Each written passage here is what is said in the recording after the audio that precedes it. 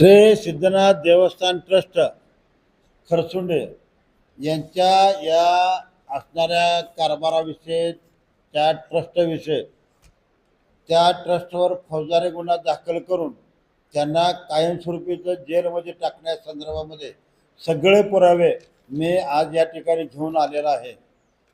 या ठिकाणी चंद्रकांत पुजारी आणि त्या सगळ्या टीमनं या ठिकाणी प्रचंड प्रमाणामध्ये भ्रष्टाचार केलेला आहे आणि त्याच्या पुराव्यासहित माझ्याकडे आहे.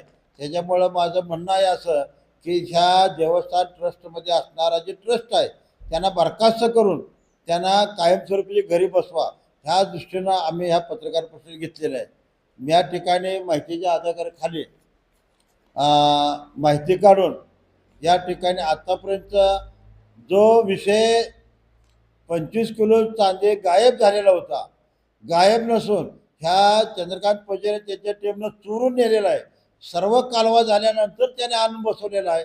वास्तविक पाहता धर्मादायकाने त्यांच्यावर आजच फौजदारी गुन्हा दाखल करायला पाहिजे होता. तो न केल्यामुळं आम्हाला ना यायला जाणं ह्यासमोर आपल्यासमोर यावं लागत आहे. आणि या ठिकाणी चंद्रकांत पुजारी आणि त्यांची चांडाळ चौकड आहे ह्यांच्यावर गुन्हा दाखल करण्यासाठी अनेक पुरावा माझ्याकडे आहेत. ह्याने 18 ते 21 या सालामध्ये फक्त या ट्रस्टीकडे 2 किलोचं सोनं दाखवलेलं आहे आणि 114 किलो चांदी दाखवलेलं आहे. बाकी यांचे 50 किलोचं सोनं चांदी ह्या लोकांनी ह्याने गायब केलेलं आहे. ह्याची सुद्धा चौकशी झाली पाहिजे. आणि त्याच पद्धतीनं या ठिकाणी फक्त गुरव समाजाला ह्या ठिकाणी मानाचं स्थान आहे. वास्तविक पाहता श्री सिद्धनाथ खरसुंडे देवस्थान ही सर्व समाजाचे मिळून आहे, सर्वांचं आराध्य दैवत आहे. या ठिकाणी कर्नाटक, गोवा, महाराष्ट्र, दक्षिण महाराष्ट्र, मध्य महाराष्ट्र आणि कोकण ह्या सगळ्याच आराध्य दैवत असतात. गोरख समाजच काय ह्या ट्रस्टमध्ये पुजारी आहे, इतरांना का स्थान नाही? जर इतरांना स्थान असतं, इतरांना जर हे सर्वांना समोर घेतलं असतं तर चांदीसारखा प्रकार गायब झाला नसता. इतक्या मोठ्या प्रमाणात 50-100 किलो सोनं गायब झालं नसतं. त्यांनी जर गायब करायचं असतं, ह्या लोकांनी सर्वांनी घेतलं असतं तर ही गायब झालं नसतं. माझा आरोप आहे चंद्रकांत पुजारी ह्या टोळेवरने, ह्यांनी जर तातडीनं हे सगळं कबूल नाही केलं तर ह्या लोकांच्या विरोधात आम्ही 11 तारखेला तर आंदोलन धर्मदायकच्या पुढे बसणार आहे. परंतु ह्या चंद्रकांत पुजारीची अफाट त्यांनी संपत्ती कमवलेली आहे. ह्या ठिकाणी मुंबईला आहे, पुण्याला आहे आणि बाहेरल्या देशामध्ये सुद्धा ह्याची संपत्ती आहे. याचे 50-100 किलो 50-100 एकर यांनी बागायत आहे यांची. ह्याची सुद्धा चौकशी झाली पाहिजे.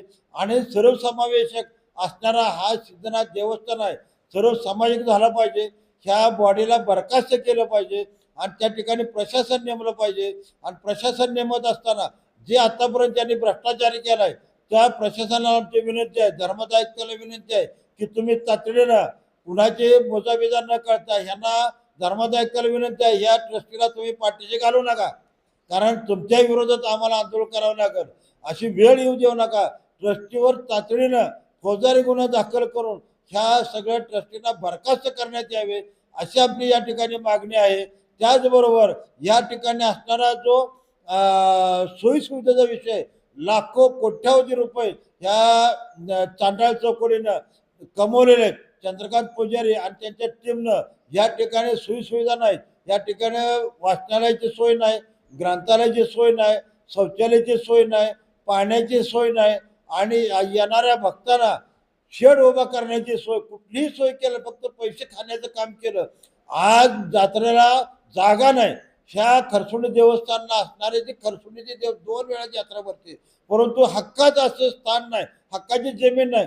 ह्यांनी जर सर्वसमावेशक जरी बॉडी असते तर यांना लाखो कोट्यावधी रुपये वर्षाला मिळतात.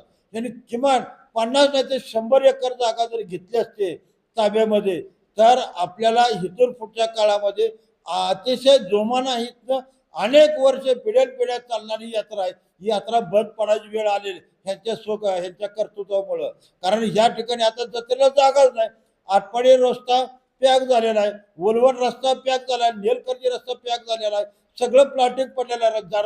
जत्रा करायची कुठं हा प्रश्न निर्माण झालेला आहे. माझी अनेक प्रशासनाला विनंती आहे, ह्या पैशाचे सगळे जे पैसे गोळा होतात एका वर्षाचं ते वर्षाचे पैसे गोळा करून 100 एकर जागा घेऊन ह्या ठिकाणी प्रशिस्ताचे यात्रा भरवावे आणि ह्या